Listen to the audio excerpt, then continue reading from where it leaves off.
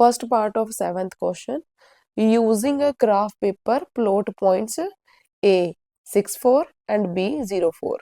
सबसे पहले points plot करते हैं ग्राफ पेपर के ऊपर। यहाँ पर हमने रेफरेंस लाइंस पहले से ड्रॉ कर रखी है। तो ए पॉइंट क्या है 64, हमें मालूम है ए पॉइंट 64 है। सबसे पहले एक्स होता है देन वाई होता है, एक्स एक्सिस वाई एक्सिस। 6 यहाँ पर पॉजिटिव 6 कहाँ पर आ रहा है ये, एंड वाई कितना है 4, पॉजिटिव वाई अपवर्ड होता है ये पॉजिटिव 4। इन दोनों का पॉइंट ऑफ इंटरसेक्शन कहाँ पर आएगा, यहाँ पर। अगर आपको इसे प्लॉट करने में दिक्कत है तो आप डॉटेड लाइन लगा सकते हैं यूजिंग रूलर, ठीक है। तो ये पॉइंट ए आ रहा है हमारे पास, दैट इज 64। दूसरा पॉइंट कौन सा है 04, बी क्या है 04। तो पहले एक्स देन वाई, एक्स 0 है मीन्स ये ओरिजिन, ओरिजिन पर 0 0 होते हैं X Y, and Y 4 means ये वाला पॉइंट, ये आ गया पी पॉइंट 04। अब उन्होंने बोला है सेकंड क्वेश्चन में, reflect A B in origin to get the image A dash B dash. A and B को ओरिजिन में से रिफ्लेक्ट कराना है to get the image A dash B dash. अगर बी को ओरिजिन से रिफ्लेक्ट कराएंगे तो कहाँ पहुंचेगा ये, यहाँ पर 0 से 4 यूनिट अबव है तो ये 0 से 4 यूनिट डाउन आ जाएगा। ये आ जाएगा पॉइंट बी का रिफ्लेक्शन, दैट इज 0 -4।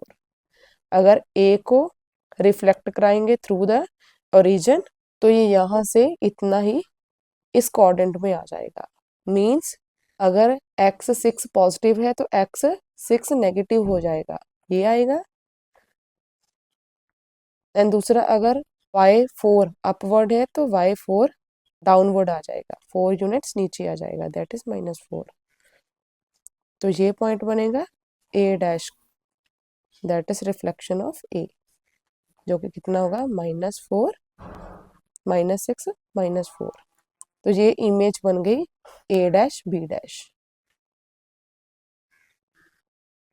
क्लियर। इसके बाद इन्होंने क्या पूछा है, write the coordinates of A dash B dash. A dash B dash के कोऑर्डिनेट्स हमने ऑलरेडी यहाँ पर लिख दिए हैं। थर्ड क्या है, state the geometrical name for figure A B A dash B dash. A B A dash B dash, ये फिगर कौन सी फिगर बन रही है, देखो ये लाइन इसके पैरेलल है और इक्वल भी है।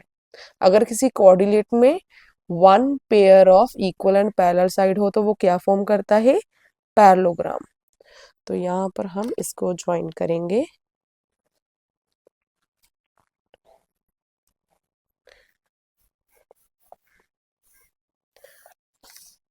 यहाँ पर ए को बी डैश के साथ, ये इसको ज्वाइन किया और ये इसको, ये क्या बना, एक पैरेललोग्राम।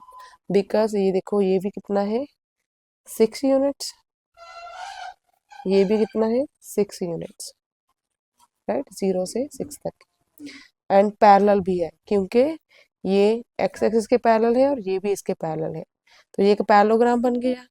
थर्ड का आंसर भी हमें मालूम चल चुका है। अब यहाँ पर फाइंड इट्स पेरीमीटर, इसका पेरीमीटर भी कैलकुलेट करना है। पेरीमीटर क्या होता है पैरेललोग्राम का, 2 × L + B। अब ये एक साइड तो पता है, दूसरी साइड ये लेंथ हमें कैलकुलेट करनी है। 2 पॉइंट्स गिवन है, डिस्टेंस फॉर्मूला लगाकर इस लेंथ को कैलकुलेट कर लेंगे। अब ये लास्ट आंसर है, उससे पहले अब हम इनको 1 बाय 1 यहाँ पर लिखते हैं कि आंसर कैसे करना है। फर्स्ट में उन्होंने बोला था कि reflection A and B through the origin, ये तो यहाँ पर ग्राफ पर ही बननी थी, ठीक है।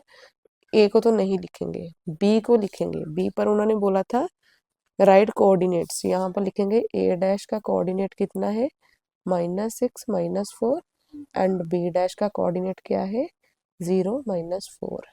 सी का आंसर क्या करेंगे, write the state the geometrical name of the figure. A B A dash B dash is a parallelogram, okay. अब डी के लिए आंसर क्या करेंगे, फाइंड इट्स पेरीमीटर। पेरीमीटर क्या होता है, 2 इंटू एल प्लस बी। यहाँ पर बी तो 6 यूनिट्स है, बट एल को कैलकुलेट करना होगा कैसे, डिस्टेंस फॉर्मूला लगाकर। जहाँ पर जगह कम है यहाँ पर कैलकुलेट करते हैं ए बी डैश। तो यहाँ पर डिस्टेंस फॉर्मूला क्या होता है, x2 minus x1, 6 minus 0 square plus y2 minus y1, 4 minus minus 4, 4 minus ये माइनस 4 माइनस माइनस प्लस हो जाएगा स्क्वेयर। तो यहाँ पर स्क्वेयर रूट 6 माइनस 0 6, 6 6 जा 36 प्लस 4 प्लस 4 8, 8 8 जा 64। यहाँ पर सॉल्व करके क्या आएगा, 36 प्लस 64 कितने होते हैं, 100। तो ए बी डैश कितना आ रहा है हमारे पास, 10, क्योंकि स्क्वायर रूट 100 है, 10 मल्टीप्लाई 10 100, तो एक 10 पेयर में से बाहर आ जाएगा, 10 यूनिट्स। तो यहाँ से लेंथ कितनी आ रही है, 10 यूनिट्स। तो इसके लिए पेरीमीटर क्या होगा,